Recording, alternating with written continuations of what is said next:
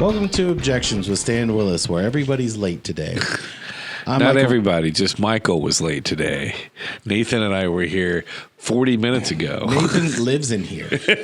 Nathan doesn't go home.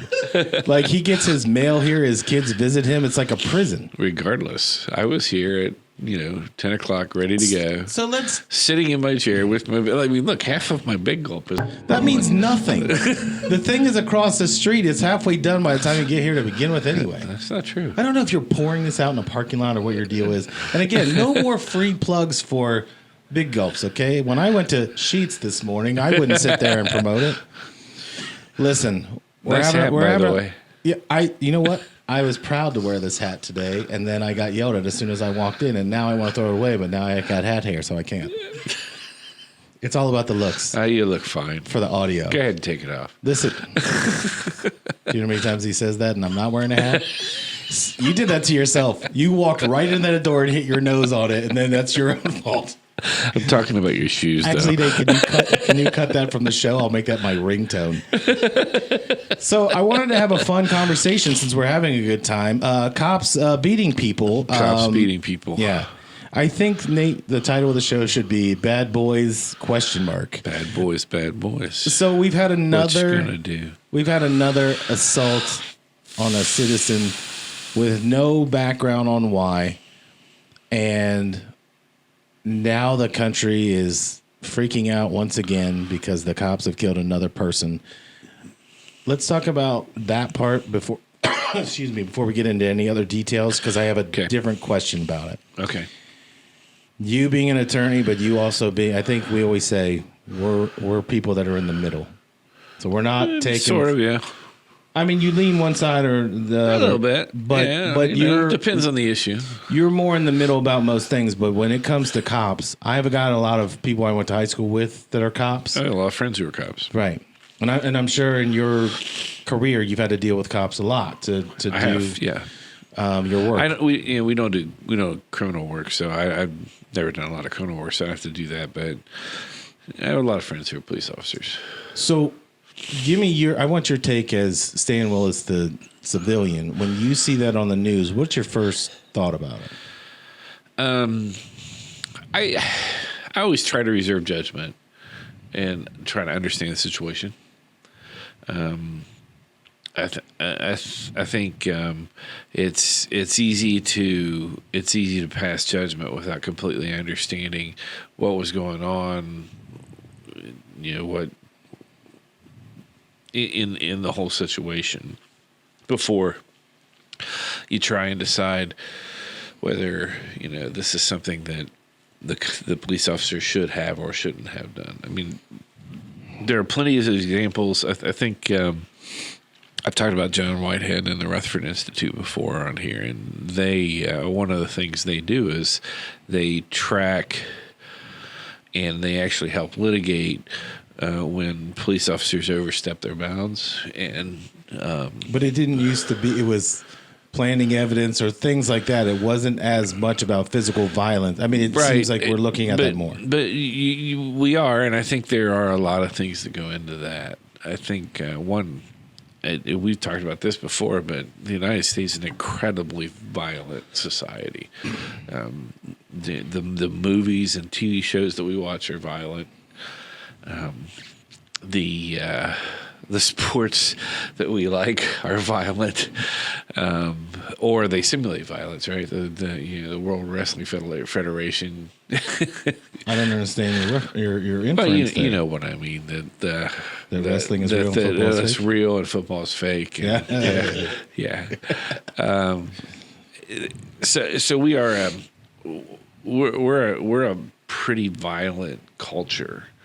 By nature. Well, human beings are violent. Well, I would agree. I'm not making an excuse. I'm just saying when you look at it, we've always been a hunter-gatherer society. Right. So you have that going on. Then you have the post 9/11 legislation, like we've talked about the Patriot Act before, and there have been several other things. And there's Inside Out. That all of these, all of that legislation kind of leads to everybody's always a suspect, right? I mean, I mean, the average, you have that, and then you throw COVID in there where everybody's wearing a mask, so now everybody's a threat. And so we have this violent society where we're training ourselves to think of everybody as a threat, right? That everybody's dangerous. And then at the same time, Obama did more to militarize police than any other president before him. That was Michelle Obama. It might have been a Michelle. I think it was actually Barack that was in favor of it. She's bigger than most cops, but go on. She is, however. But under the Obama administration, police departments got tanks and they got all kinds of weapons, and the police departments became much more military-like than they used to be. And they filled a lot of their ranks with guys that were in Iraq and Afghanistan, right. So they're trained to do one thing. Right. And now you're saying, go over there because a husband and wife have been drinking and they're arguing. Right. You're putting them in a spot where there is conflict. They're not taught to conflict resolution. It is anger on all sides. Right. So, you just have this escalation that happens, right? Instead of a de-escalation, and you have police officers that are thinking that everything's a threat. And then you throw into that this kind of anti-police undertone that seems to be going on, especially in the major cities, where they're defunding the police and protesting the police, and sort of like back in the 60s and 70s when the same kind of thing was going on. So now you have the police officers who are much more militarized and who have been trained in much more dangerous. I mean, what you want with somebody walking around in Baghdad, right, policing Baghdad as an occupier, is different than what you want walking around in Columbus, Ohio, on the streets, right? It's a different attitude, but you have those same people now who've been trained in Baghdad now walking around. And then on top of that, as they move up, teaching that to newer officers. Right. And so you have this, you kind of have this whole recipe where I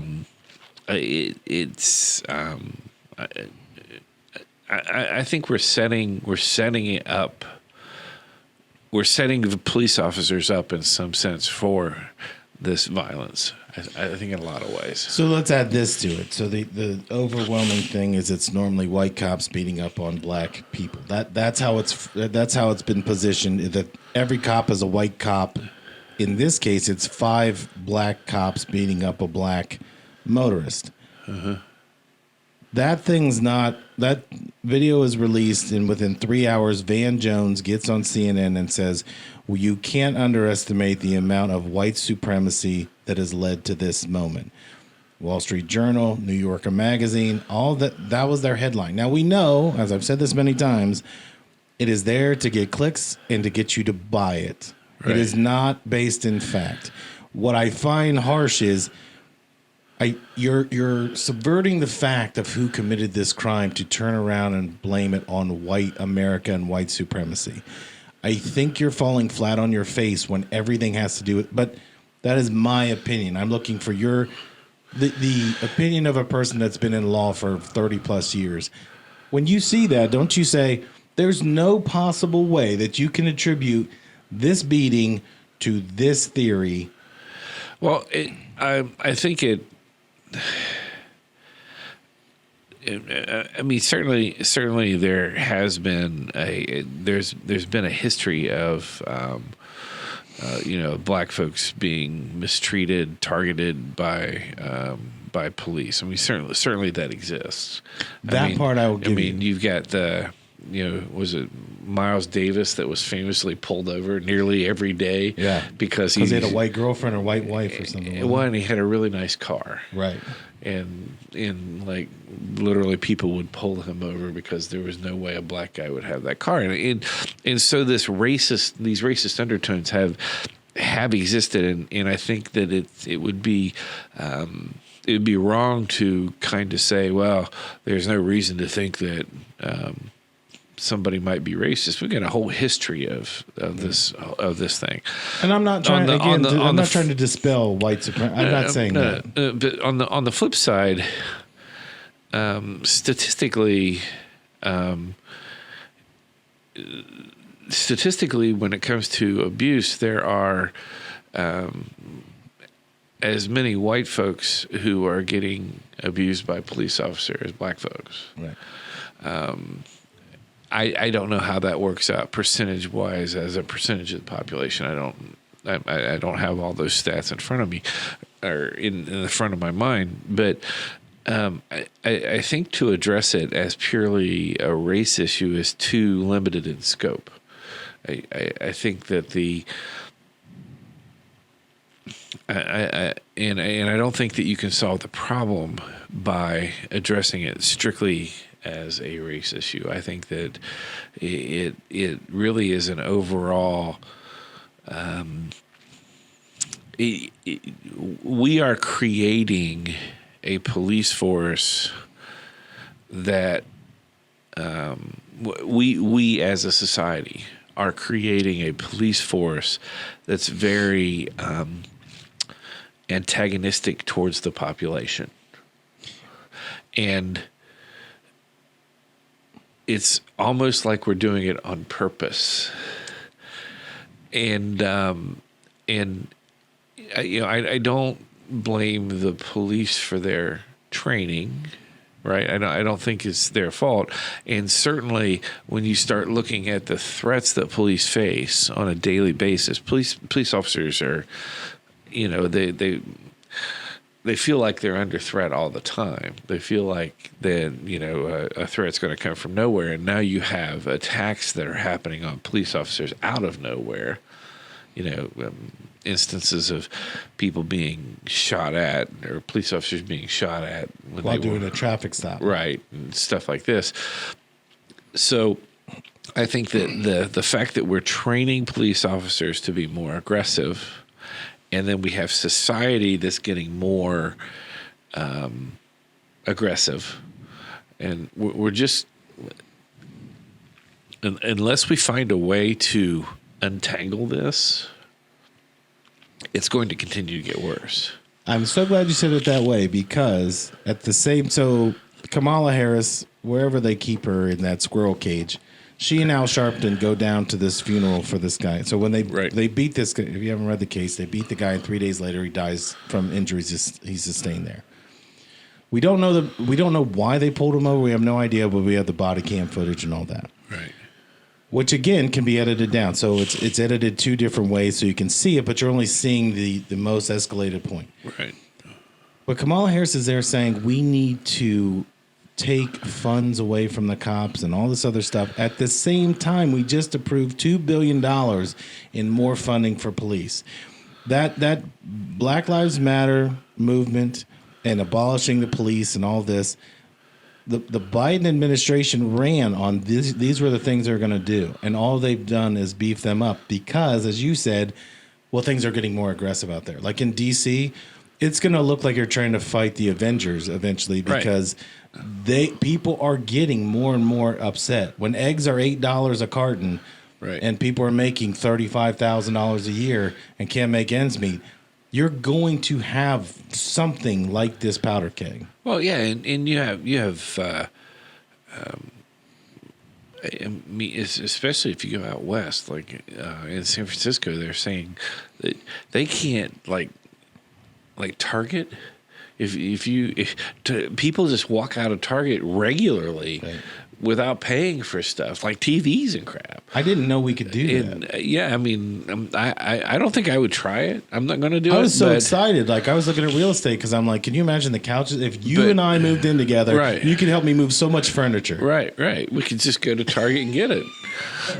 But so society is becoming increasingly lawless, right?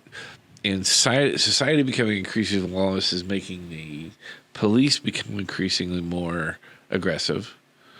And the police becoming more aggressive is making the society become more aggressive. And we just keep, we're just there. I saw I forget what city it was. But I was watching this. Wasn't really a documentary. It was more like just a long news segment about this particular town. I think it was in New Jersey, where they were having. They had a lot of tension with the police, and so a new police chief comes in, and what the police chief does is the police chief starts assigning police officers to certain neighborhoods. So instead of a whole, I mean, each set of police officers would have a certain neighborhood, and then they started doing these things where the police officers would go in uniform and they would like have a cookout for the neighborhood, and they would go around and they would knock on all the doors in the neighborhood and introduce themselves and say, "You're going to see me around." And it was kind of this community reach out thing. And it really seemed to, I mean, it took a lot of effort. Well, they were in their uniform when they did this? Yeah. They were in I'm just uniform. wondering how that would feel like a cop is knocking on your door to do something nice, and your defenses would probably go up, and it's like, no, we got chips over here. I'm sure they did, but the idea is that these guys are going to be present in the neighborhood. These men and women, I said guys, but these men and women are going to be present in the neighborhoods, and the people are going to say, "Hi, Officer so-and-so," and they're going to say, "Hi, Mr. so-and-so," or Mrs. so-and-so. And so this was a way that they were reaching out to the communities to try to stop some of the suspicion and stop some of the issues that they were having, and they were talking about that it was actually pretty successful. But as long as you're trying to just out posture somebody, it's never going to work, right?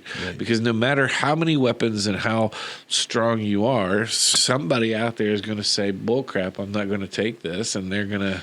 Well, it's the person that's chucking a rock at somebody with a tank that now we need more people because they're armed. It seems to me that you would think, like the outreach program you just described, you would think there'd be more of that effort being made. My question is, if you actually wanted to solve the problem, you'd think that. But does it become too late? Like we're talking about San Francisco, they're sooner walking or later, out, it becomes right? too late. So, at what point do you reach this the point of no return where you can't put the genie back in the bottle? And so you're looking at it and saying, well, we have to have more cops here, and they're more violent because they're stealing, they're doing this. I mean, if you every day there are people walking into a Walmart or a gas station and they're not robbing the place with a gun, they're just taking things and walking out. Right. And that all happened during the 2022, all those protests and all that. That's when they changed the law that you could steal up to $1,000 worth of stuff. So people were figuring that out. Right. When you loosen the rules that much, you can't go back. Or can you go back? I don't know. I think that probably you can, but it's a longer road back than it is to get there. It's harder to rein these things in than it is to extend it. And I think that part of the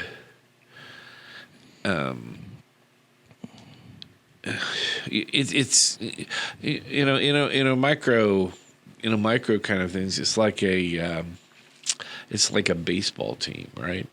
I mean, as long as the baseball team believes in the leadership, right, and then, or as long as the team believes in the leadership, they can pull together and they can work through some adversity, right?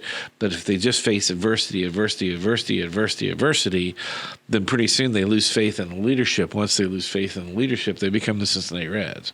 I mean, wow, that was a shot right in the face. It is, and I'm a Reds fan, but I mean, it's like it's the New England Patriots, right? They have, Tom Brady's there. They have faith in Bill Belichick. Everybody's following the system. They're almost unbeatable for years. And then as you start getting new people in and people don't really necessarily buy into the team philosophy or buy into all that stuff, it just starts to disintegrate a little bit late. And, sooner or later, if you just continue watching the New England Patriots, sooner or later they'll get to a point where they've got to make a coaching change. because and it there's changes so the much culture. because so much water's going under the bridge that they can't repair that. They can't salvage that. And it doesn't mean that at that point Belichick can't go somewhere else and or the coach can't go somewhere else and be successful.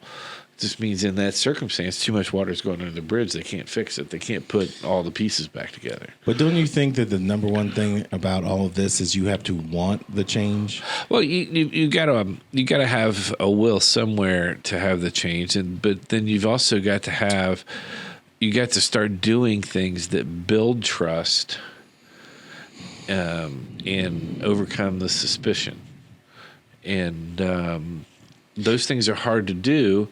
And as long as you have an element that doesn't necessarily want that to happen, then not only is it hard to do, but you also have people working against you, right? Well, that's the point I want to bring up. We're almost out of time for this, but this is the thing why I brought up CNN and everything else. If the media continues to stoke this, and they're doing it so you'll watch it, so clips go viral on Twitter and Facebook and all that, to cause more division, because division means you'll tune in, right? Well, in the way the media always casts it always makes it worse. Right. The media is never going to be impartial about it. They're always going to sensationalize it. They're always going to make it look worse than it actually is, no matter what it is. Right. And as long as the media is doing that, then this will become very, honestly, I think this is something that has to be fixed at local levels. I don't think it can be fixed at a national level. I don't think you can do it top down. I think that relationships between police officers and people are going to have to be fixed very, very much at the grassroots level first and grow from there. I don't think that you can start top down and legislate change and make it work. I just don't think you can. I think it's got to start from So we can't hope and change our way out of this? Well, I don't think you can vote your way out of it. I don't think you can. I'm not sure that change in leadership can necessarily fix the problem, because what's going to happen is the experience of people. The only way that media loses their influence is if ordinary people watch what they're saying and say, that's not true, that's not in my experience. As long as ordinary people watch the media and they say, okay, either I don't have experience with that, or that is similar to what I've experienced, then they're going to agree with it. Right. The only way it changes is if in a particular neighborhood, the cops and the people get along really well. And so when this happens, these people look at that and they go, that's not the way it is here. And then once you have enough people here, right? Once you have enough of those, then the media begins to lose its influence, because you have more people saying, this isn't true, this doesn't resonate with me, right? But you got to get that critical mass of people with whom it doesn't resonate before the media loses its influence. I think we covered it all today. I think so. You did a great job. I was not going to put your name on the end of this if this went poorly. Really? It would just been, you've been listening to Objections, and I wouldn't have said what's staying Willis, but I'm going to give you this today. You've been listening to Objections with Nate. What if the subscriber count went up based on that? Well, we're going to find out on Nate's show featuring Objections. See you next week.